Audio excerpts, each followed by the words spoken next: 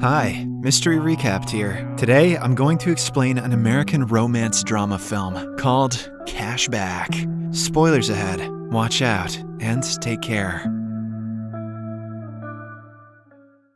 You know why you clicked this video. The protagonist of the movie is Ben, a baby-faced 25-year-old guy who is always kind and gentle to others. One would assume that he is the ideal friend, but things are the exact opposite. Ben is not exactly a serial killer, but he has the ability to freeze time and do whatever he wants. Of course, he uses this to strip women and perform his favorite activity, painting. Whether it be on the road, the supermarket, or even the movies, Ben freezes hot girls and makes their nude portraits. It wasn't always like this though. Ben was a normal guy, just like all of us. He had a caring girlfriend and a promising future, and he just dreamt about painting naked women. Following this, the movie flashes back to 5 weeks earlier, where it all went wrong. Ben is seen having an argument with his girlfriend, Susie, who calls him a loser. Having had enough, he breaks up with her, and this enrages Susie even more. She starts throwing objects at him, and at this moment, everything turns into slow motion for Ben. In the aftermath of the breakup, Susie quickly moves on and finds solace in another guy. Ben notices them together in the college cafeteria and becomes distraught. Hence, to distract himself, he joins art classes. Since Ben has been interested in making portraits ever since he was a child, he effortlessly makes beautiful paintings, which surprises even the teacher. Ben specializes in making ultra-realistic human portraits. They say that Ben is the best at painting dong in all the land.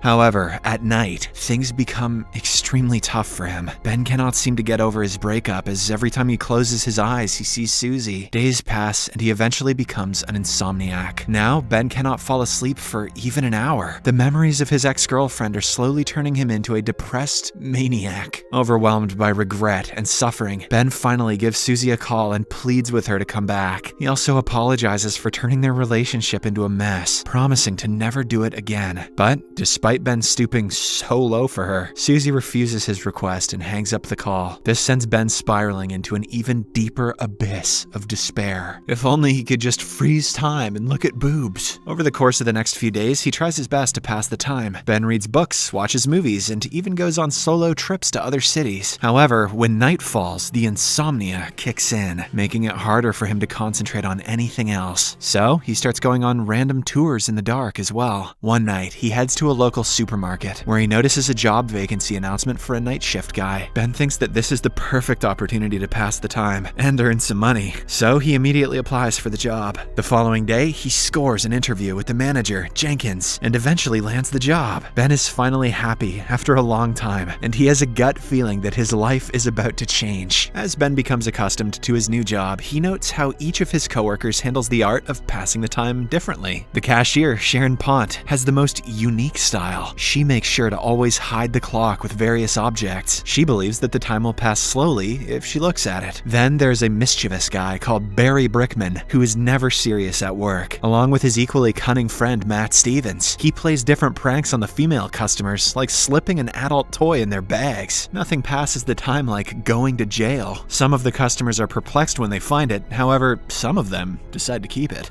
The only guy who doesn't seem to care about the time is their boss, Jenkins. He can go on and on about how successful and rich he is. Once he starts with his egoistical speeches, time passes very fast for him. But of all the night shift employees, Ben has the most unusual way of passing the time. In the pangs of his deep melancholy, Ben disassociates himself from time and reality. In other words, he uses his superpowers to freeze time and eventually his surroundings so that he can do whatever he pleases. Normally, one would run away with money or do some explicit stuff, but Ben just wants to hone his artistic skills. Since he is in awe of the female body, he picks random customers, gently disrobes them, and begins drawing their portraits. Ben has no lubricious feelings towards them. He just wants to make sure his passion for art never dies.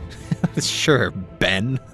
Once he is done, he dresses them back up and cracks his fingers, causing time to start flowing once again. This has become Ben's life now. It is not something that he can be proud of, but at least he is not that depressed or crazy anymore. Slowly but steadily, he has started diverting himself from Susie. At home, Ben often hangs out with his best friend Sean. The two have been together ever since they were kids. Sean is the exact opposite of Ben, as all he wants is to get into a girl's pants, whereas Ben just straight up does it against their will. girl. It is revealed that he has been to every strip club in the city. One night, during his night shift, Ben encounters the cashier Sharon in the locker room. He appears to have a crush on her, but he can't bring himself together to express it. But as they talk, the friendly cashier takes a bite out of his sandwich, shocking him. A small piece of pickle sticks to Sharon's cheek, and she awkwardly tries to wipe it off, but to no avail. Seeing her struggle, Ben steps in and wipes it off for her, creating a very cheesy moment between the two. Perhaps one day I can put my pickle on your face.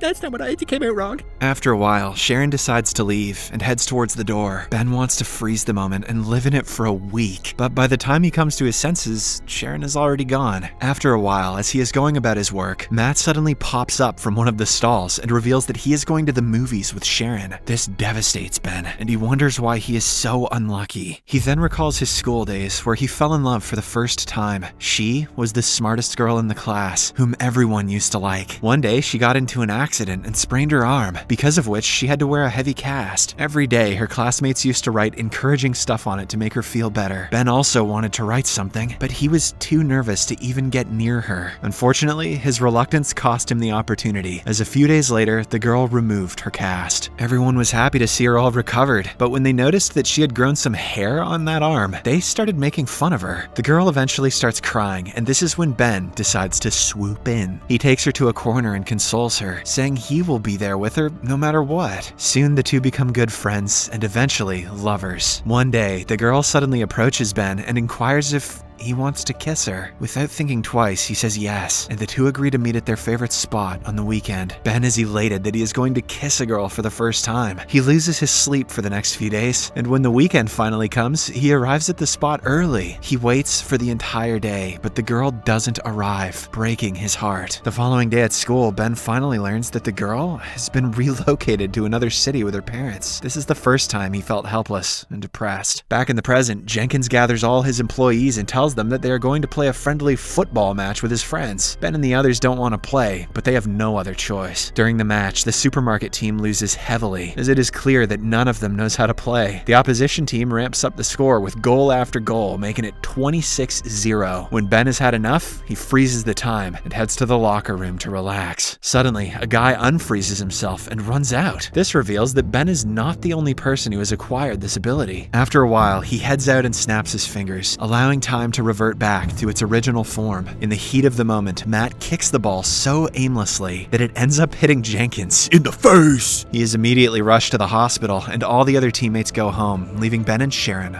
alone. In the next scene, the two stop by at a nearby diner and try to get to know each other better. There, Ben gets to know that she is actually single, and that Matt was just joking about dating her. She then shares her dreams with Ben, and he does the same. Sharon says that she's always wanted to meet a painter because she imagines that they can see the true beauty of things, even against the true beauty's will, maybe. As the two talk, it is clear that they have chemistry. After their unofficial date, Ben walks Sharon home and awkwardly ruins their first kiss by pecking her on the cheeks when she wanted it on the lips. Ben was just thinking about the pickle again. The following day, a disfigured Jenkins announces that he is going to host a party on the occasion of his birthday. Sharon asks Ben if he wants to come with her as a date, and the latter happily agrees. Later, Jenkins calls the boys to his office and gives them separate tasks for his birthday preparations. Ben is assigned with hiring a stripper to the party. Although he's never talked to one in his life, he knows just the person who can help him. Later, he asks his best buddy Sean for help, promising to take him to the party if they can get the job done. The two then head to a local club where Sean uses his experience and hires a girl for the party. The next morning, Ben gets a call from an anonymous man who claims to be an art aficionado. He has an art gallery in the city and wants to have some of Ben's work in it. This delights the latter, as for the first time in his life, someone has appreciated his art. But, unbeknownst to him, it turns out to be a prank call from Barry and Matt. That night, Ben gets dressed up for the party and heads to pick Sharon up. As soon as she opens the door, he happily tells her that a popular organization wants to display his artwork. Sharon wholeheartedly congratulates him, and soon, the two head to the party. When they arrive, the party is already underway. Sean is being rejected by a girl. Matt and Barry are dancing like sociopaths, and Jenkins is on the DJ. Just then, Barry notices his ex-girlfriend Susie among the attendees. It turns out she is Jenkins' brother's girlfriend. Soon, the stripper arrives and heats up the party. In particular, Sean forms an instant connection with her. Meanwhile, Ben heads to the bathroom where he comes across Susie. jealousy. Wasting no time, she expresses that she wants them to reconcile and become a couple again. Ben, of course, doesn't want it because he has already met the love of his life, but the crazy girl keeps on insisting. Out of the blue, she even kisses him forcefully. Ben immediately pushes her back, but when he turns around, he realizes that Sharon witnessed the whole incident. Ben tries to explain that it's not what it looks like, but the innocent cashier leaves without hearing a word. After a while, Ben goes straight to Sharon's apartment and tries to explain everything to her, but she is too blinded by her anger. When she starts hurling obscenities, Ben gets upset and leaves. Due to the breakup, he once again spirals into his world of depression and insomnia. The only thing he looks forward to is his appointment with the supposed art gallery company which had called him. In the next scene, the day finally arrives, and Ben goes there with some of his best artwork. As expected, the gallery owner denies making an appointment with him, making Ben realize that he has been pranked. But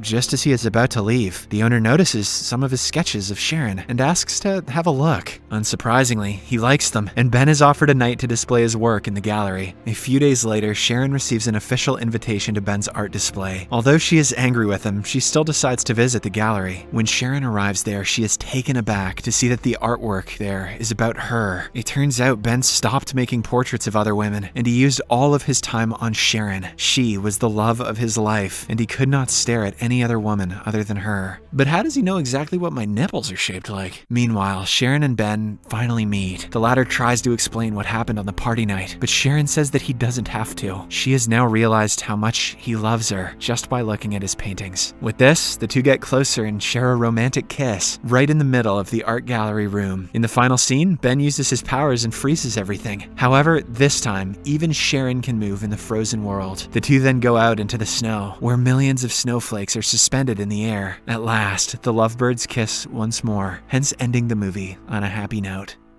Subscribe for more videos like this, turn on notifications, and leave a like to help the channel out. Thank you for watching.